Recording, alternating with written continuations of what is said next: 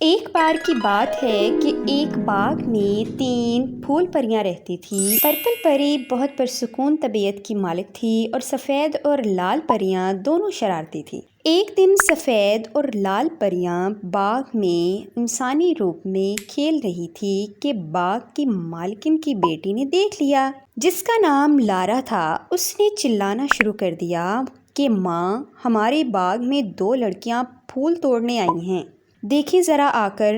ابھی لارا دوسری دفعہ چلانے لگی تو ان دونوں پریوں نے اپنے جادو سے اسے بے ہوش کر دیا اور وہ غائب ہو گئی۔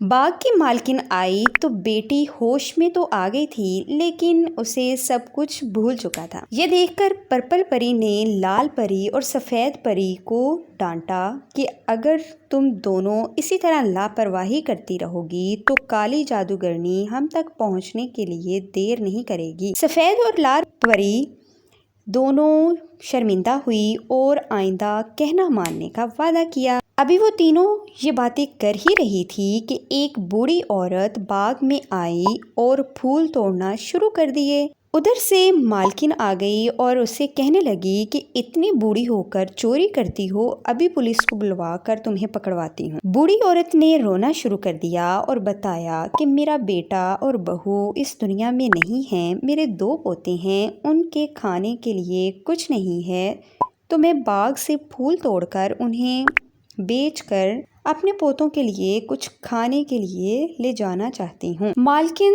سنگ دل تھی۔ اس نے کہا، میں کیا کروں؟ تمہارے پوتے بھوکے ہوں تو اس میں میرا کیا قصور ہے؟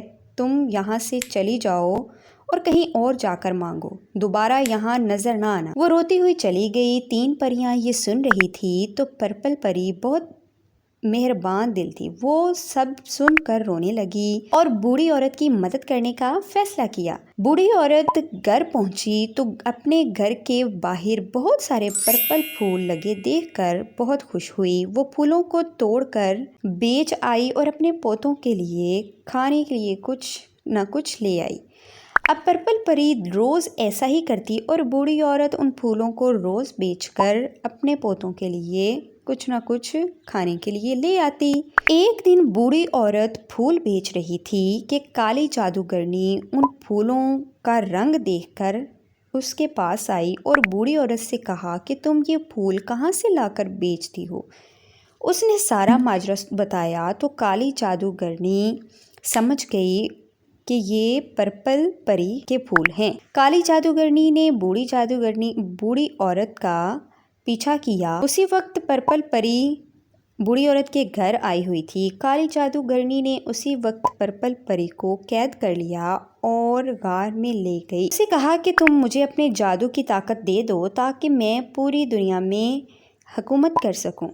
اگر میں نے تمہیں قید کر لیا ہے، پانی نہ ملنے کی وجہ سے تم نے پھر بھی مرجھا کر مر ہی جانا ہے، تو اس لیے مجھے اپنی جادوئی طاقت دے دو۔ پرپل جادوگرنی نے کہا کہ میں مر تو جاؤں گی لیکن تمہیں اپنی جادوئی طاقت نہیں دوں گی۔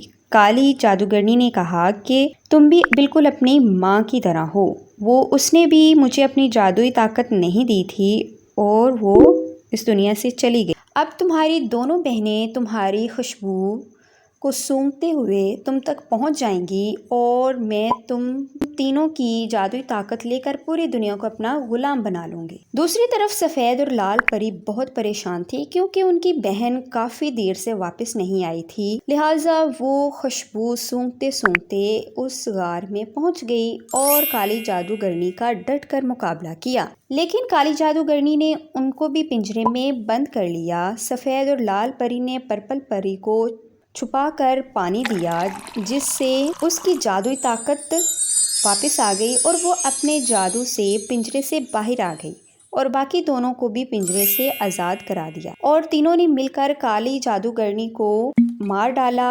اور کیونکہ پرپل پری نے بوڑھی عورت کی مدد کی تھی اس لیے اس کی جادوئی طاقت بڑھ گئی تھی اور پانی سے اور زیادہ اس کی جادوئی طاقت بڑھ گئی۔ اس طرح کالی جادوگرنی کو مار کر وہ تینوں بہنیں آپس میں خوشی سے बगैर डर के ज़िंदगी गुजारने लगी। स्टोरी अच्छी लगी हो तो लाइक कीजिएगा, कमेंट्स कीजिएगा, शेयर कीजिएगा और चैनल को सब्सक्राइब करके बेल आइकॉन पर लाजमी प्रेस कर दें ताकि इस तरह की अच्छी स्टोरीज़ आप लोगों तक पहुंचती रहें। अल्लाह हाफिज़।